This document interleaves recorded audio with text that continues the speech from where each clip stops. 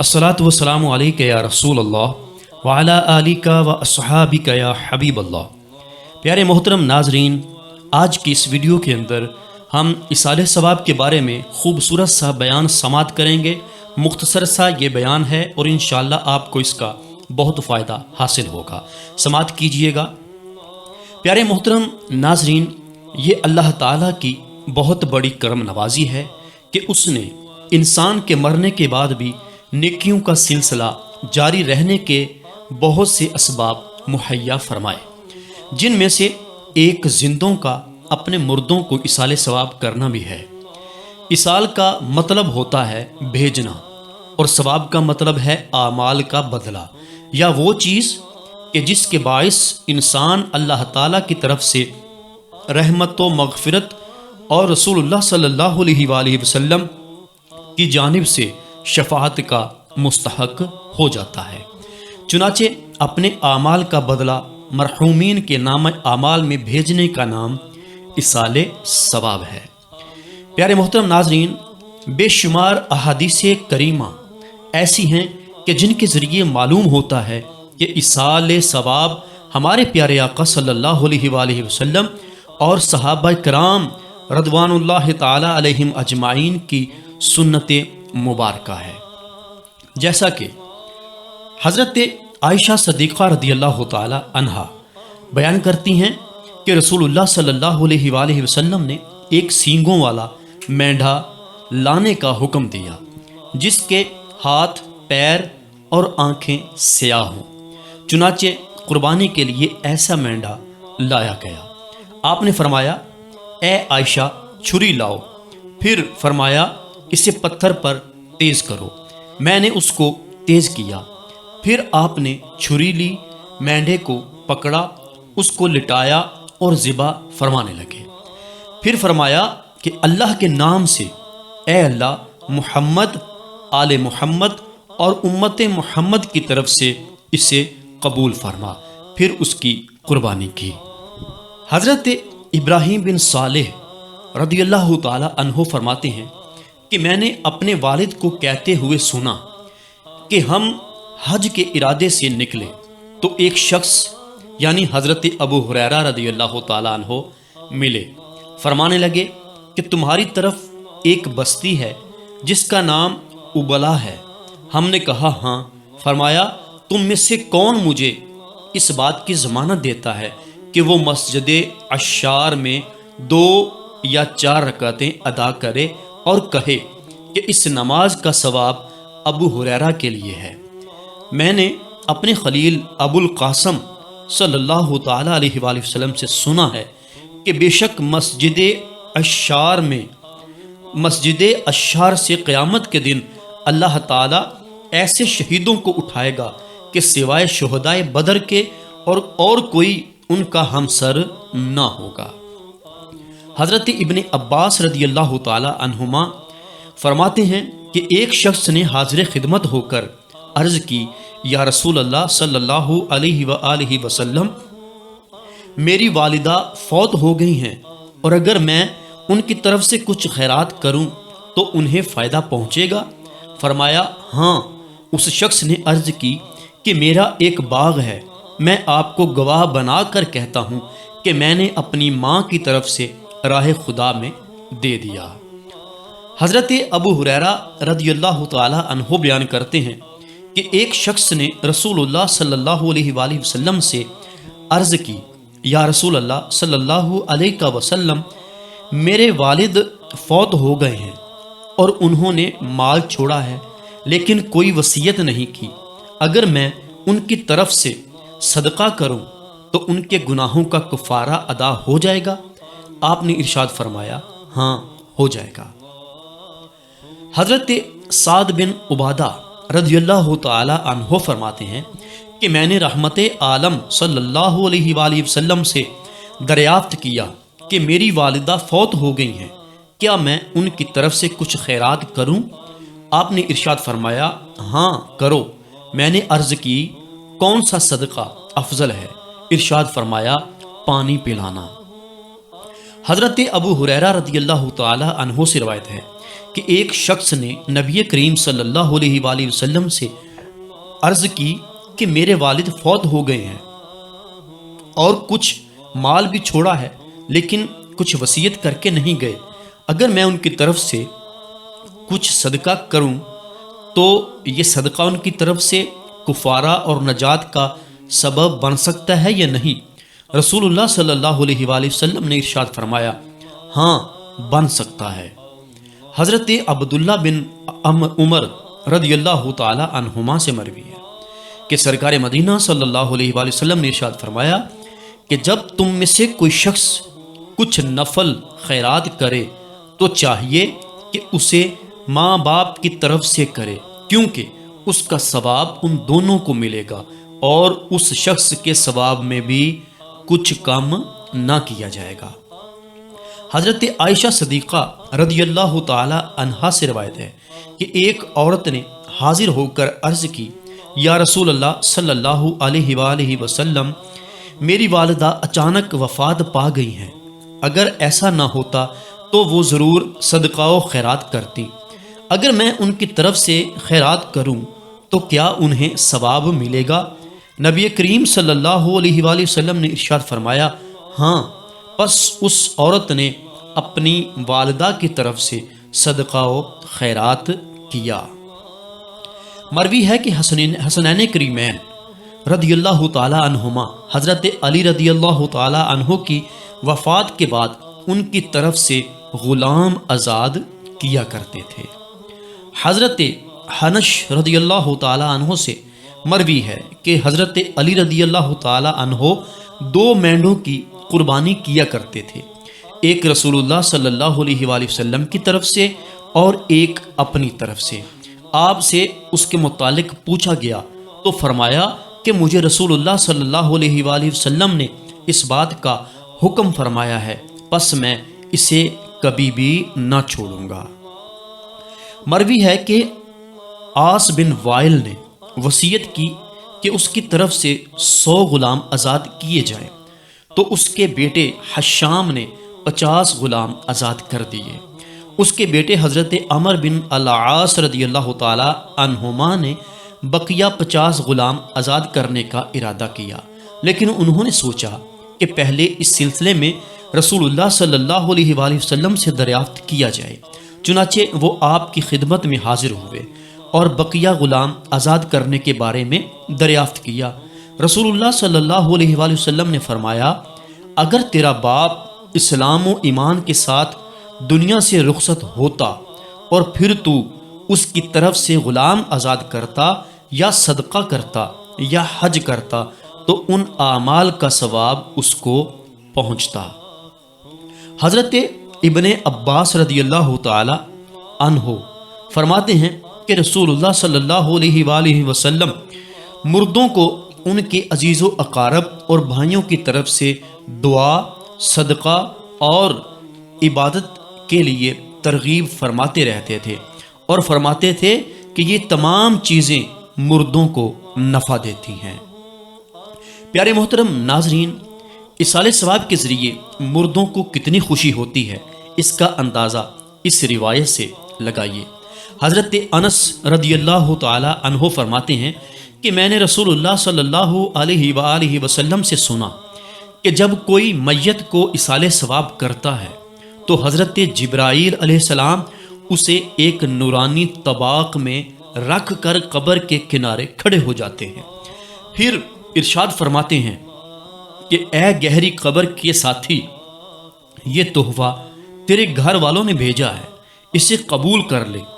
پھر جب وہ ثواب اس کی قبر میں داخل ہوتا ہے تو وہ مردہ اس سے بے حد خوشی محسوس کرتا ہے اور اس کے وہ پڑوسی غمگین ہو جاتے ہیں کہ جن کی طرف کوئی شے ہدیہ نہیں کی گئی ہوتی، اور اس کی برکت سے مردے کس قدر سکون محسوس کرتے ہیں، اس کا بیان اس واقعہ میں بخوبی نظر آتا ہے۔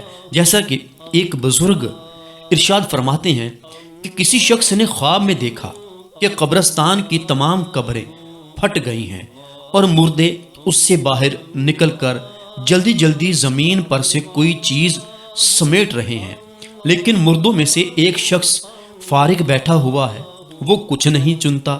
اس شخص نے اسے جا کر سلام کیا اور پوچھا کہ یہ لوگ کیا چن رہے ہیں؟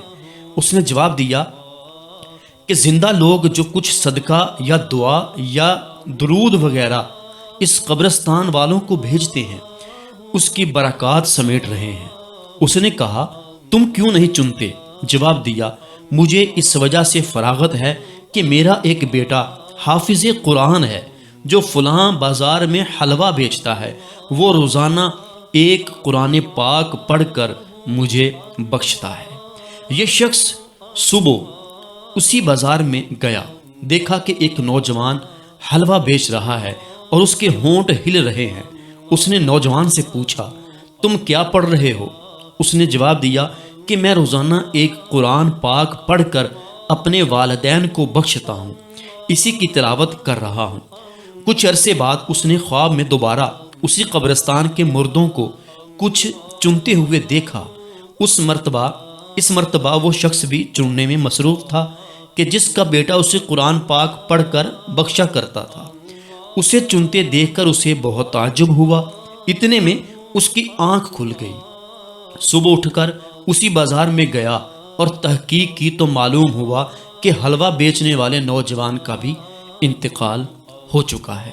پیارے محترم ناظرین، آخر میں عرض ہے کہ جس طرح مردے ایصال ثواب کے ذریعے بے شمار منافع حاصل کرتے ہیں، اسی طرح کرنے والا بھی محروم نہیں رہتا۔ چنانچہ حضرت علی رضی اللہ تعالی عنہ سے روایت ہے کہ رسول اللہ صلی اللہ علیہ وآلہ وسلم نے ارشاد فرمایا کہ جو قبرستان سے گزرے پھر 11 مرتبہ سورہ اخلاص پڑھ کر اس کا ثواب مردوں کو ہدیہ کرے تو اسے مردوں کی تعداد کے برابر ثواب عطا کیا جائے گا۔ اسی لیے ہمارے بزرگ فرماتے ہیں کہ جب بھی ایصال ثواب کریں تو یوں کریں کہ حضرت آدم علیہ السلام سے لے کر آج تک اور آج سے لے کر قیامت تک جتنے مسلمان مومن فوت ہو چکے ہیں سب کو میں یہ ایصال ثواب کرتا ہوں۔ اس کا فائدہ آپ کو یہ ہوگا، حضرت آدم علیہ السلام سے لے کر قیامت تک جتنے مومنین مسلمان اس دنیا فانی میں آئیں گے اور کوچ کریں گے، ان سب کے برابر اس بندے کو ثواب ملے گا، اور اس نے جو کچھ پڑھا ہوگا اس کا جو ثواب ہے وہ الگ سے ہے، تو ثواب میں اس کے ثواب میں بھی کوئی کمی نہیں آئے گی۔ تو جب بھی ایصال ثواب کریں تو اسی طرح کریں جس طرح ہمیں بزرگوں نے فرمایا ہے۔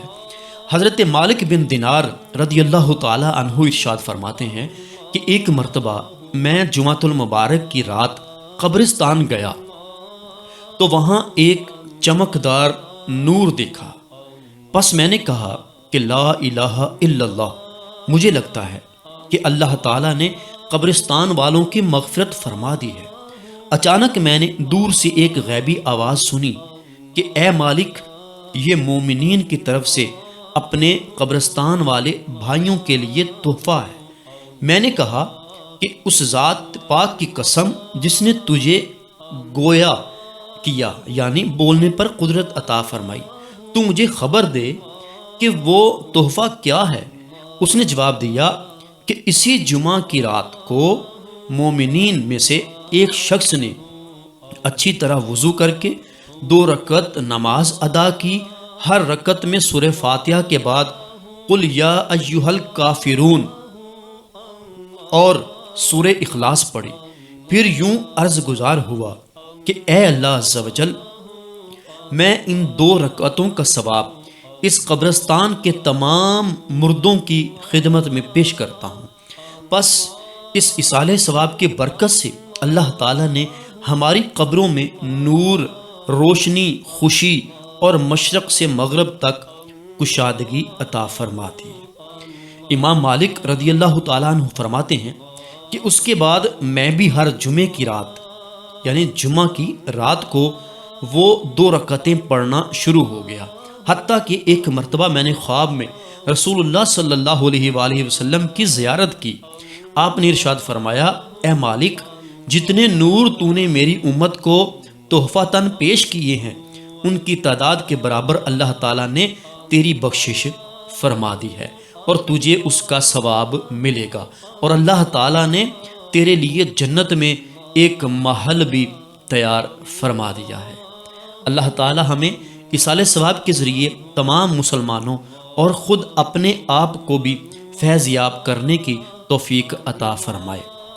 پیارے محترم ناظرین، ضروری نہیں کہ ہم جب بھی ایصال ثواب کریں تو اس کے لیے ہمیں بہت بڑی محفل کا انتظام کرنا پڑے، بہت وسیع لنگر کا انتظام کرنا پڑے، یہ ضروری نہیں ہے۔ اگر کسی کے پاس استطاعت ہے، اللہ تعالیٰ نے کسی کو اتنا دیا ہے کہ وہ یہ سب کچھ کر سکتا ہے، تو اس کو لازمی کرنا چاہیے، کیونکہ جتنا زیادہ وہ اہتمام کرے گا اس کو اتنا ہی زیادہ اس کا فائدہ حاصل ہوگا۔ لیکن اگر کسی کے پاس نہیں ہے، وہ اتنا انتظام نہیں کر سکتا، تو اس کے لیے یہ ہے کہ وہ جب بھی نماز پڑھے، ویسے تو ہر نماز میں والدین کے لیے دعا ہوتی ہے، مومنین کے لیے بھی دعا مانگی جاتی ہے، لیکن خاص طور پہ اگر والدین کی طرف سے 2 نفل پڑھ لیے جائیں، امت مسلمان کی طرف سے پڑھ لیے جائیں، تو یہ بھی ایصال ثواب کا ایک ذریعہ ہے۔ اگر آپ اپنے گھر میں جو کھانا پکاتے ہیں اس کھانے پر ہی آپ کچھ آیات پڑھ کر اس کا جو ثواب ہے وہ اپنے مرحومین کو دے دیں، تو یہ بھی ان کی طرف سے ایصال ثواب ہو جائے گا۔ اسی طرح بہت سارے اور طریقے بھی ہیں، جیسے صدقہ خیرات کرنا، صدقہ و خیرات کرنا، اس کا ثواب بھی ہم اپنے مرحومین کو عطا فرما سکتے ہیں۔ اور ہم نے آج کے بیان میں سنا کہ ہم جو ایصال ثواب کرتے ہیں اس کا فائدہ ہمارے مرحومین کو ہوتا ہے، وہ خوشی محسوس کرتے ہیں۔ اور حضور نبی کریم صلی اللہ علیہ وآلہ وسلم نے ارشاد فرمایا ہے کہ مرنے والا ایسا ہے جیسے کوئی سمندر میں شخص ڈوب رہا ہوتا ہے۔ جو شخص مر جاتا ہے، دنیا سے چلا جاتا ہے، وہ ایسے ہے جیسے وہ سمندر میں ڈوب رہا ہوتا ہے، اس کو تنکے کا بھی سہارا مل جائے تو وہ ڈھونڈتا ہے کہ کہیں سے کوئی سہارا مل جائے۔ تو تم اپنے مردوں کو ایصال ثواب کیا کرو، اس کا فائدہ انہیں پہنچتا ہے۔ اسی طرح ایک اور واقعہ بھی ہے حضرت ام سعد کے کنویں والا۔ وہ صحابی حضرت سعد رضی اللہ تعالیٰ عنہ بھی حضور کی خدمت میں حاضر ہوئے اور حضور علیہ الصلوۃ والسلام کی بارگاہ میں عرض کرتے ہیں کہ میں اپنی والدہ کے لیے ایسا کون سا عمل کروں کہ جو ان کو بھی فائدہ پہنچے۔ تو حضور علیہ الصلوۃ والسلام نے فرمایا کہ پانی کا صدقہ جو ہے یہ سب سے زیادہ بہتر ہے۔ تو حضرت سعد رضی اللہ تعالیٰ عنہ نے اپنی ماں کے لیے ایک کنواں خریدا اور اس کو اپنی ماں کے نام پہ وہ امت مسلمان کے لیے وقف کر دیا، تو وہ ام سعد کے کنویں کے نام سے مشہور ہو گیا۔ تو اگر ایصال ثواب کرنا یہ ناجائز ہوتا، ٹھیک ہے، تو پھر نبی کریم صلی اللہ علیہ وآلہ وسلم کبھی بھی اپنے صحابہ کو، اپنی امت کو یہ سبق نہ دیتے کہ مردوں کو تم ایصال ثواب کیا کرو، کیونکہ نبی کریم صلی اللہ علیہ وآلہ وسلم اس دنیا میں اسی لیے تشریف لائے تاکہ وہ اپنے جو امتی ہیں ان امتیوں کو ایسے گناہوں سے بچائیں، نہ کہ ان کا درس دیں۔ تو نبی کریم صلی اللہ علیہ وآلہ وسلم نے خود اس کا درس دیا کہ اپنے والدین کے لیے، اپنے مرحومین کے لیے ایصال ثواب کیا کرو، اس کا فائدہ انہیں پہنچتا ہے۔ تو آپ بھی ضرور بے ضرور اپنے مرحومین کے لیے ایصال ثواب کیا کیجئے۔ اللہ تعالی ہماری اور تمام امت مسلمان کی بخشش و مغفرت فرمائے۔ جی محترم ناظرین، امید ہے آج کا یہ بیان آپ نے مکمل سنا ہوگا اور آپ کو اس کا فائدہ حاصل ہوا ہوگا۔ اگر آپ ہمارے مزید اس طرح کی ویڈیوز دیکھنا چاہتے ہیں تو ہمارے اس چینل فیضان حدیث ٹی وی کو سبسکرائب کیجئے اور ساتھ ہی بیل نوٹیفیکیشن کو آل نوٹیفیکیشن پہ پریس کر دیجئے۔ اس کا فائدہ آپ کو یہ ہوگا کہ ہم روزانہ کے طور پہ جو بھی نئی ویڈیو اپلوڈ کریں گے وہ سب سے پہلے آپ تک پہنچ جائے گی۔